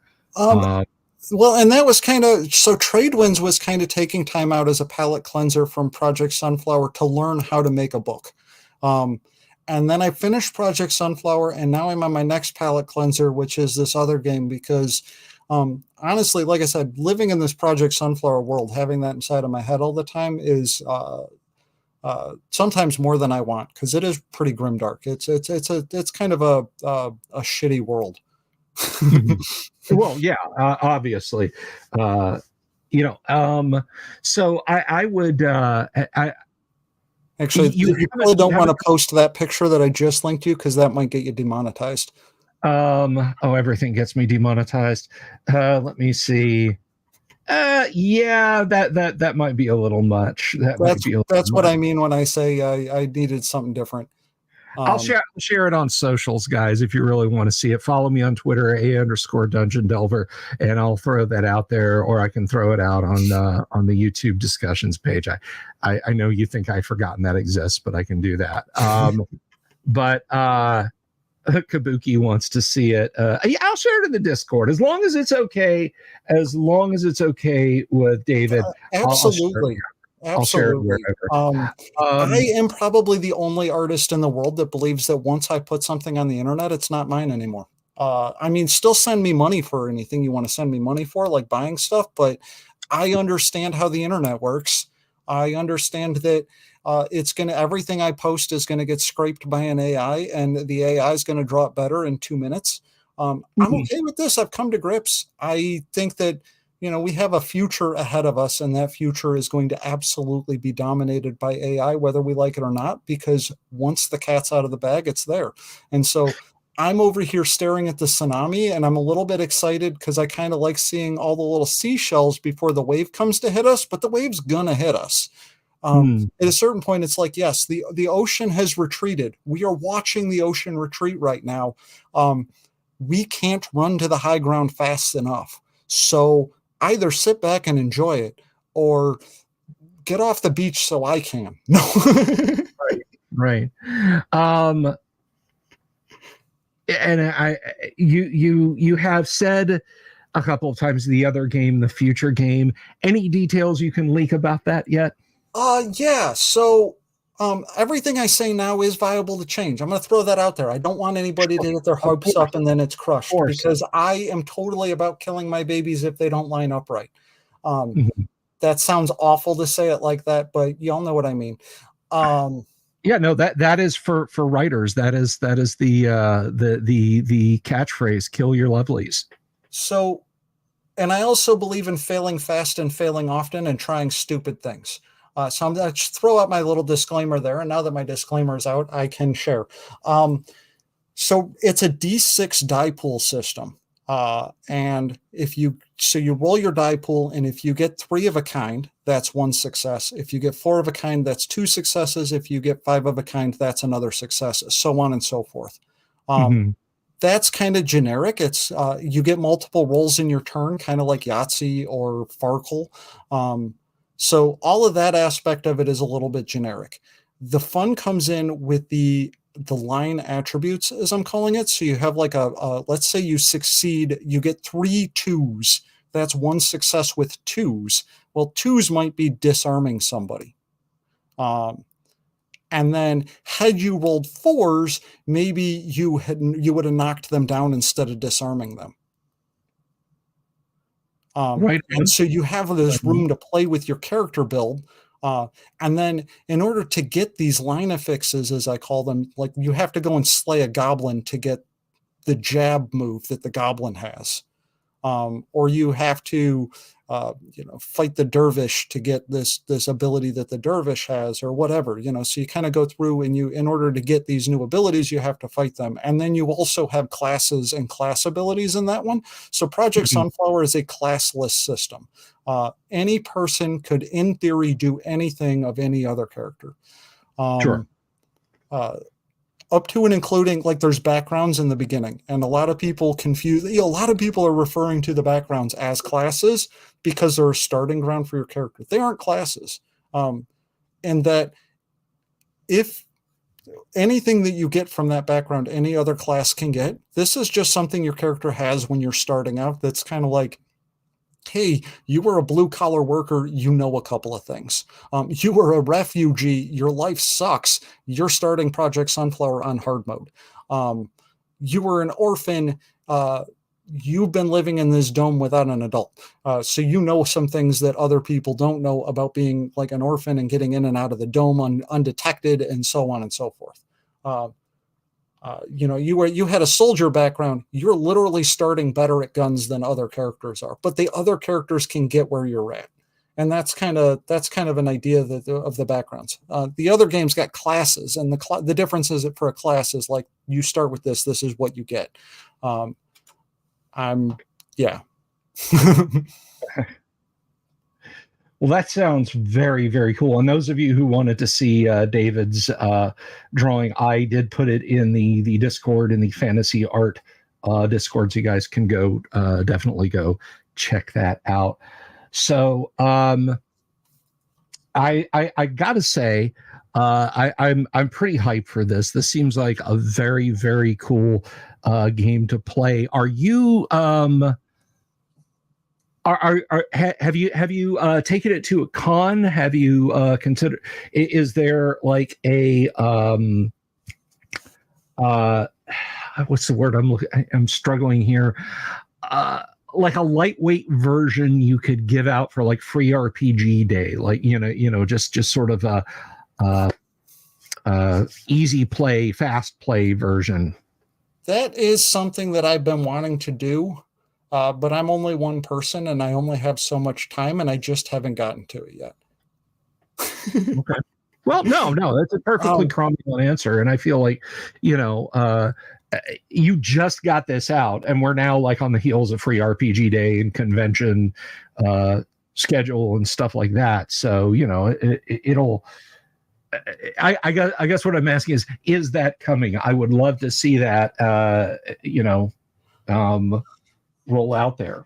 I would love to do something like that. I don't even know where to begin with it. I've never done it before, and like everybody else, I'm not terribly good at things I've never done before. So I would say that it's not out of the question, but I don't know when it's going to happen. In a couple of days, I start a new job, and so I'm not going to have any time again. That's life. Tabletop games don't pay the bills. They do not even a little bit.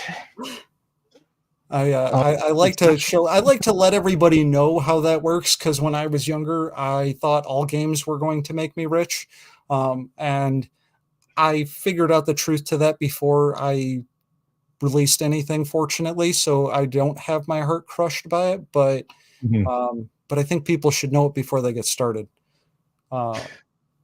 Sure. No, I completely understand. I mean, I think when we're young, particularly if you're of a certain age and you're of a certain generation, you kind of have this mindset that, when we were younger, that, all these people working to create Dungeons and Dragons or RuneQuest or just whatever, why this must pay them thousands of dollars and they live comfortably. Nope. You think that they're rock stars because they're the ones that made the thing you love. And honestly, I still get giddy when I'm talking to some of the game designers that made games that I love. I know what it's like to be a game designer. I still get giddy when one of them says, "Hey, Dave," and I'm like, "Oh my God, they recognized me." Yeah, I had that at GaryCon last year. I had people, when I say people, I mean in the sense of three, but it was still like one guy's wife came over to me and said, "Are you Bill Sylvie, the Dungeon?" I was like, yes, I am. And my husband would like to meet you. He's, and I was like, why? Like, I'm just some dude with a camera and an internet connection. But no, it is a humbling experience to feel that. And but to go back to the core of it, you're absolutely right. It's not a place to get rich. If you want to make $1 million in tabletop role-playing games, start with $2 million. Uh, no, the problem with making tabletop role-playing games, making tabletop role-playing games is trying to dig for gold. You'll never make money digging for gold. You need to be the person selling shovels. Yeah. Now, I suspect selling shovels is being the VTT or the Drivethrurpg where everybody's, where they're filtering the money through them. I suspect that's what it means to be that position, to be that person that's selling shovels. I don't know how to get in on that. But at the same time, that's not why I make games. So, like, I'm not looking for the money. If I was looking for the money, I'd take all of my wonderful statistical knowledge and play the stocks or some shit. That's not what it's about. Yeah. I mean, and it's the same thing with me. I do this because I love it. I do this because I enjoy it. I do this because it, gives me a little dopamine release to sit here for, 5 nights a week and see that 30 people are watching me, which is less than I would get if it was the 90s and I had a public access TV show, but I still do it. I still do it because it is, it's what we enjoy. And when you do it as well as you have with the look and the sound and the feel of Sunflower, I think you are poised for in our sphere some greatness, and I'll be cheering you on. I appreciate that. Honestly, when I was working on the art for Project Sunflower, I almost always have YouTube up in the background, and I listen to a lot of your stuff while I'm working on art. Actually, you won't see me for a few weeks because I'm working on game mechanics, and then I'll be there for months because I'm drawing. And the game mechanics themselves usually take less time than the art. I hope. But I was listening to Z Bradshaw. He makes like little animated D&D things, and he was talking about how somebody had their like he wanted to try out some cyberpunk game, and the game mechanics were rubbish, and it was just their way of getting people to read their bespoke world. And that's stuck in my head. I don't want my games to be rubbish. I want to make sure that they have really strong backbones, really strong math, really strong mechanics behind them. And then everything else beyond that is just dressing. And I know that because Gamma World is D&D. It really is. And Jim said as much, that it is designed to be as compatible with D&D as possible in the first edition. And and it's still around. You're proof of that. And I know that the good mechanics stick around. I also know that alternatively, you can make a great setting. Everybody loves the Shadowrun setting. Nobody wants to play Shadowrun. Yeah. Same with Twilight 2000. I love Twilight 2000. I will be the first person to admit, without a computer, I don't mean a calculator, I mean without a computer, Twilight 2000 1.0 is unworkable. I will state that the math in Project Sunflower, if you're not a math person, on my Discord, I have form fillable PDFs. I don't have them through the Drive-Thru explicitly because Drive-Thru has this issue with form fillable PDFs where they just won't work if you try to share them through Drive-Thru. In my experience, I don't know the black magic that makes that happen. But on my the Project Sunflower Discord channel, there is form fillable PDFs, and I actually have the link to that in the Project Sunflower book. So people that get the book or the PDF can find those their way to the Project Sunflower to get the form fillable character sheets. I know that not everybody is a math nerd.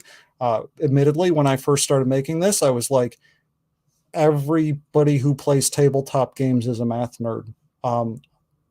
We're all nerds if we play tabletop games. I've learned since then that not everybody is, and that the environment of people that play tabletop games is widening, and I'm appreciative of that. I'm not over here with like a shield saying you can't join my hobby because you can't add or subtract or whatever. That's not who I am. But we are all nerds. And at the same time, I'm like, so I made a PDF that's form fillable. It's got a bunch of the math and the JavaScript coding in the background that adds everything up all fancy like, so people don't have to. Just, anything I can do to make it easier for people to get into the game is what I'm aiming for. Good. That is the kind of open gate policy that I definitely approve of.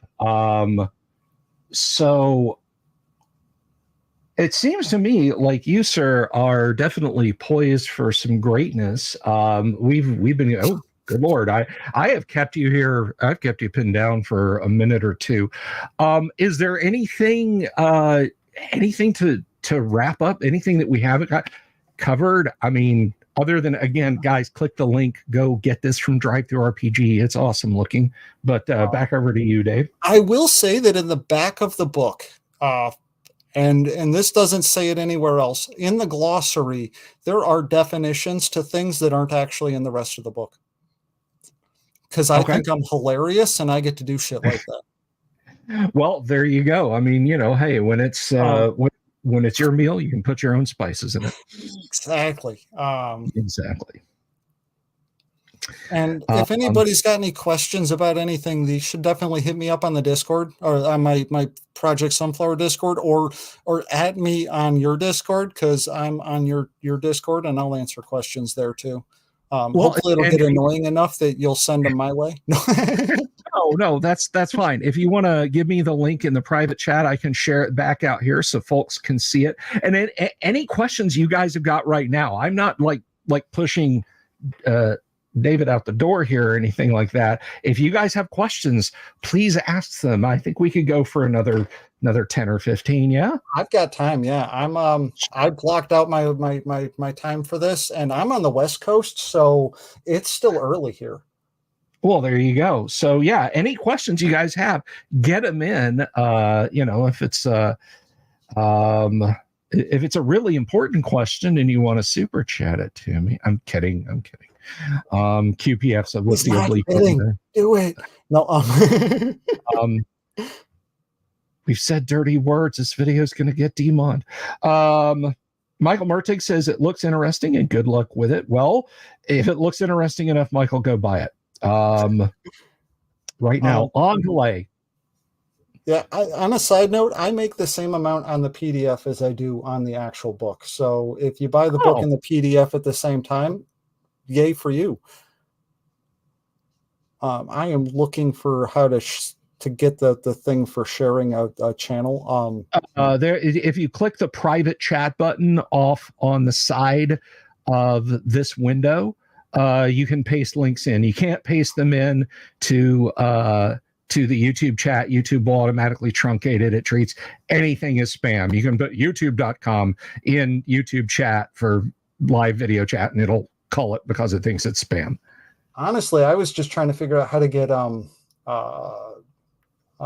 Discord to give me the link to my own channel, because I have yet to master Discord.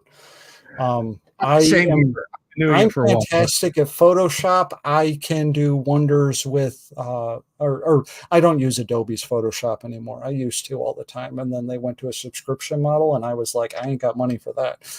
But for any one of those kinds of programs, I can do loops all day. Excel, I can do magic, and I just haven't spent the time to learn Discord. Right. I still struggle with it.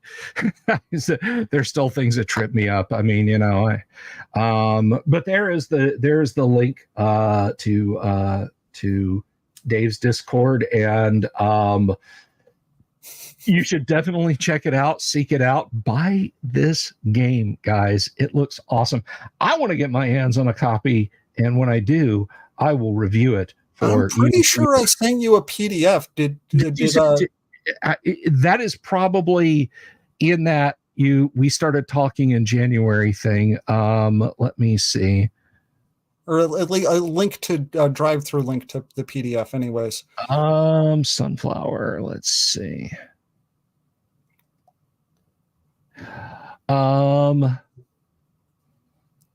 Can't redeem.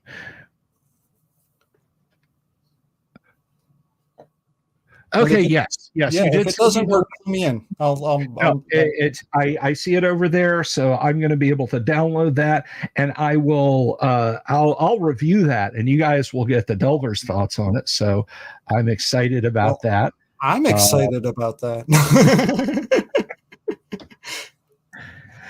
Well, don't play nice about your review either. If you've got things you don't like, I want to hear them. I can't get any better if people don't cut me down sometimes. It doesn't serve anyone for me to be super nice about products, even if I like them, and like the people who created them.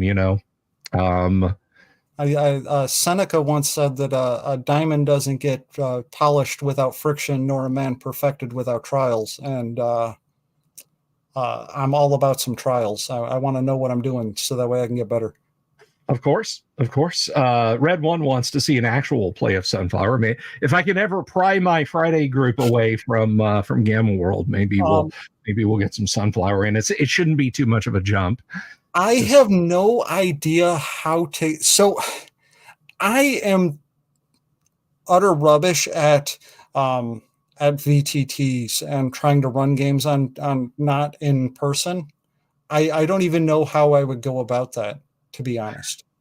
That's silly to say because the game does need a grid. I mean, I'm the first one to say it. I am in talks with somebody about trying to make a Foundry module for it, but that's going to be a ways off. And the reality is, once again, the amount I haven't made as much as they're going to charge as I suspect that I'm going to, that'll cost me on the book yet. So that does make me wonder something here as we come to the top of the second hour. I do want to know, and I know this just rolled out. I know that this just rolled out, and I mean, I've talked to you about a quick start version for conventions and so on. That is really on my list, and all this stuff that So here, let me open up the fire hose a little more, David. A miniature line. Any thoughts on that other than that would be nice? Yeah, that would be nice. So I used to do modeling in 3ds Max when I was in college. And then I didn't keep up with their system because they went from a pay to own it once to a subscription model. And that's cool. I have 2013 or whatever. And I was using that all the way up until my computer kicked over to Windows 10. And then it was like, my computer was like, you can't use this software anymore because it's too old. And there was no update for that because they're on a subscription model. They don't really care anymore. And so I haven't learned a new 3D modeling software. So any odds for miniatures are going to be pretty low. That said, if anybody wants to make things for Project Sunflower, I'm all about that. I don't have a quote unquote OGL or anything in the back of the book, but I'm also all about it. I'm like the reason I didn't put that shit in there is because I don't want to deal with an OGL scandal. Like I put the OGL in Tradewinds, not because I thought that I needed it, but because I wanted other people to be able to build off of it if they wanted to and take what they wanted. And then the whole OGL scandal happened. And I was like, oh, this is what happens when you put this shit in your book. So honestly, I'm just like, I don't have that kind of license in there because I didn't want to deal with that. No, I completely where you're coming from. I don't speak lawyer, and I don't have, the money for a lawyer. So if somebody wants to make something for the game, they're probably fully capable of screwing me over. But I would appreciate it. Well, I would hope that no one will actually do that. Listen, it has been an absolute blast to have you on the live stream tonight, man. Thank you so Thank much. you so I'm much. sorry it took me so long to get back around to having you on the show. And if I had had my head in the right space, I would have recognized, hey, I need to get this guy on quick because this is a cool project. I appreciate the hell out of it. I don't. I'm not too like. I'm not. I understand that things take time. Like, most of the people I've tried to get reviews for, like, we're 4 months out or more, and I'm like, that's cool. That's how it works. Like, everybody's booked. I get it. As a single person who tries to make really big things, I totally understand how there's only one person doing, and then there's not enough time in life. Yeah, I mean, about this, but you are looking at the org chart on your screen right here. This is me, right? So, yeah. I guess I'm really stoked right now because I have a friend who's been helping me with this next game. Two friends actually. Wispy Cloud and Matt. Matt's been helping me so much though, like that Excellent. that it's insane. When that one rolls out, we're going to have you on to talk about it as well. Yeah, it doesn't even have a name yet. I keep saying we need to come up with something, but haven't done it there yet. You go. The game with no name. The next game is probably going to have his name on the cover instead of mine because he's putting forth so much work. It's amazing. We'll have you all on. I'm an easygoing guy like that, But regardless of when it happens, I want to hear about it. Yeah. Thank you again so much for taking time out of your schedule to do this. Good luck in the new job. I would wish you good luck with Project Sunflower, but honestly, it looks awesome enough that it doesn't need me wishing it good luck. It looks fantastic. You guys, I appreciate that. Thank you. Go get it. All right. Don't just take my word for it. Go get it. I'm going to be dropping a review on it, and I have no excuse not to.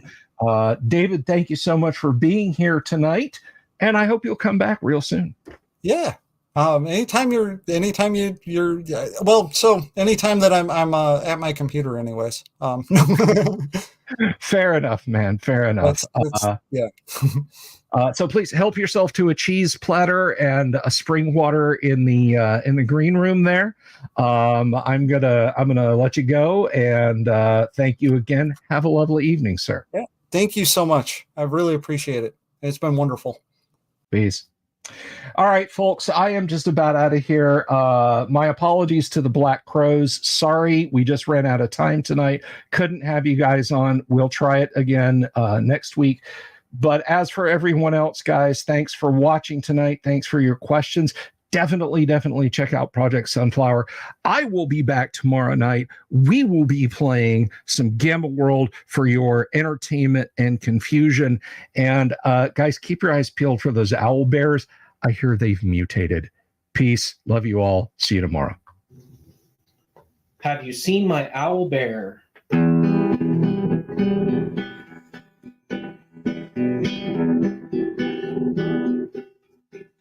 It's to all the weirdos everywhere in the woods and in the air.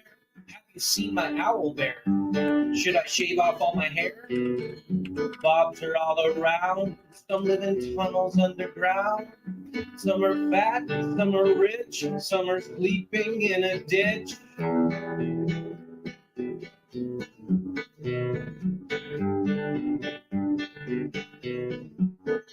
Can you ride a crooked horse without a saddle way off course? Naked as a toad, all the way to Smoky Joe's. Have you seen the little creep driving fast in this little green Jeep? He smells like fish and brandy, but his rotten teeth look dandy. Take me to the show, I don't care if fast or slow. From action flicks to dancing things, just take me to the show.